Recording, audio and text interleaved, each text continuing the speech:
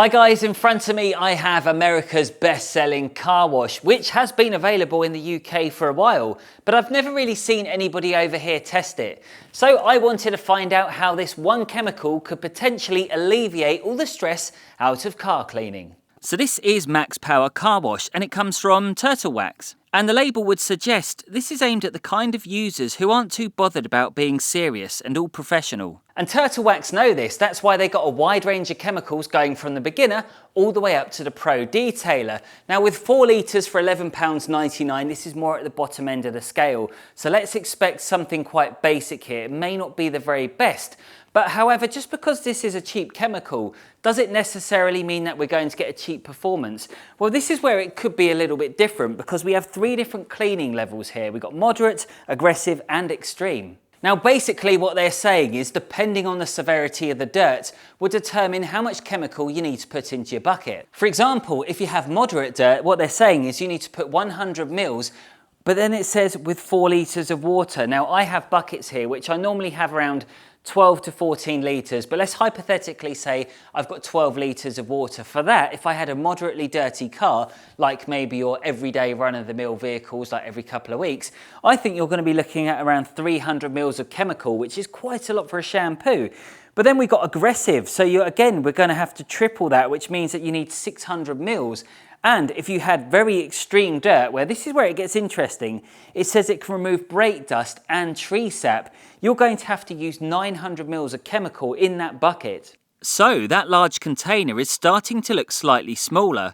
However, being branded as a car wash, does it really make it any less valuable? In the UK, we don't really define anything as being a car wash. We have a car shampoo, we then have a wash and wax, which is shampoo with added wax, but we never have an all-rounder, so I'm quite interested to see how this one's going to go. It also says here I've got 2 options for the foam cannon. If I put a dilution of 50% strength, that will give me moderate foam, but it also says if I wanted maximum foam, I would have to use it neat. This sounds like a promising alternative for the person who doesn't want to spend hours searching for individual items. And if time is not on your side, then this could solve all your problems in one go. And this gave me a fantastic idea. Because I have such a versatile product and a dirty car outside, I thought why not go the whole hog? I can use this as a pre-wash. That's exactly what I'm going to do. I will use it as a snow foam, I will use it as a shampoo, but more importantly, I will use it as a wheel cleaner.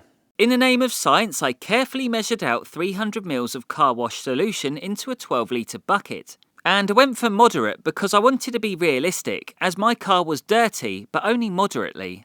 I then made up my own pre-wash using 25 mils of chemical along with 475 mils of water. And to make the wheel cleaner up, I went in with 40 mils of chemical and 400 mils of water. With the snow foam mix, I opted to follow their recommendations, and I used it neat.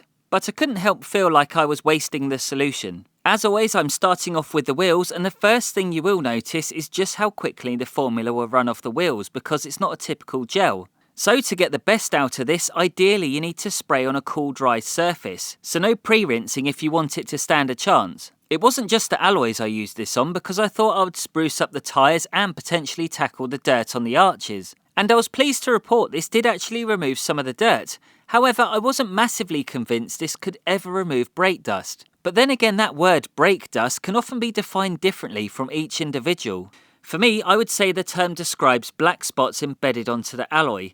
And for others, they may just presume brake dust is just surface dirt, nothing more. So in my opinion, this won't remove baked on black spots. So you will need something stronger like an alkaline cleaner, or dare I say it, an acidic cleaner.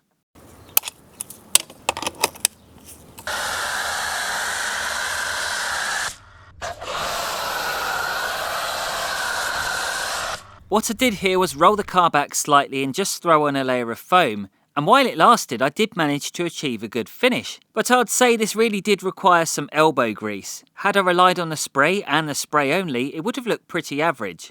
Another key point to make was the layer of lubrication I felt when brushing the alloys. It felt quite slick, so it made me wonder how the pre-wash would perform. Now it was time to jump onto the bodywork, so for this experiment I'm using my DIY pre-wash that I measured out earlier. And I'm spraying it along the lower third, and normally whenever I do this I apply a foam on top, but today I needed to see if this would work as a standalone treatment. The hand sprayer that I'm using is from Autoglim and it's very good, but I did manage to get myself a garden sprayer at Aldi the other day, which I probably will be ending up using for my citrus pre-wash, as I feel these are just a bit on the small side. As I started to rinse the car, I noticed that I was shifting some of that surface dirt. I wouldn't say it was perfect by any means compared to my citrus pre-wash, but to the untrained eye this could be satisfactory. I decided to top up my foam cannon as I wanted to make sure that I could get around the entire vehicle. And when I initially sprayed the Audi, it looked very stable. However, I wouldn't say it was crazy thick. It was only moments later it started to drop off, so if you did a comparison with this to the foam I used in the previous video, you will see a huge difference. At the end of the day, it did a good job of breaking down the dirt, and I had some left over for the contact wash if I needed it. As I was rinsing the foam, I noticed the mother of all storm clouds heading this way, so I had a gut feeling it was about to hammer it down with rain. So I picked up the pace and got on with shampooing the bodywork.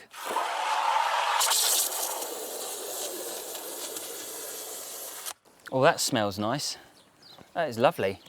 Despite the lovely smell, one thing I noticed was how brief the suds were. In the footage here, you could see as I put my wash mitt onto the body, you get thick fluffy bubbles.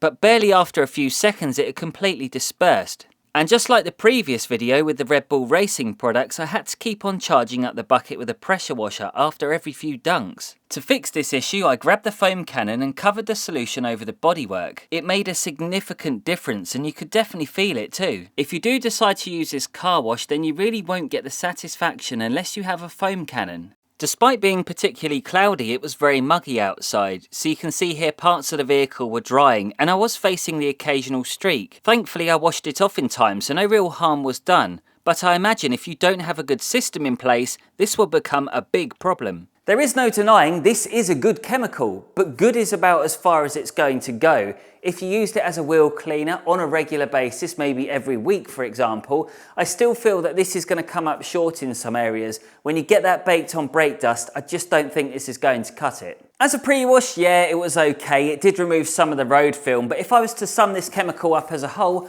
I would say none of it is really spectacular.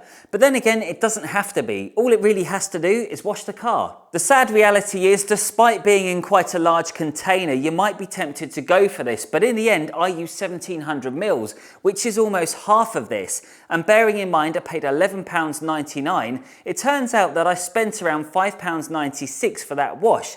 So the biggest question you've got to ask yourself is it really that good value for money? Oh yeah, there is just one more thing. Coming out on the channel, we have lots of different videos featuring everything you can see here, including the Suzuki Jimny, which is in for a big transformation. If you want to find out what happens in that video, make sure you like, subscribe, and stay tuned. We'll see you later. Bye-bye.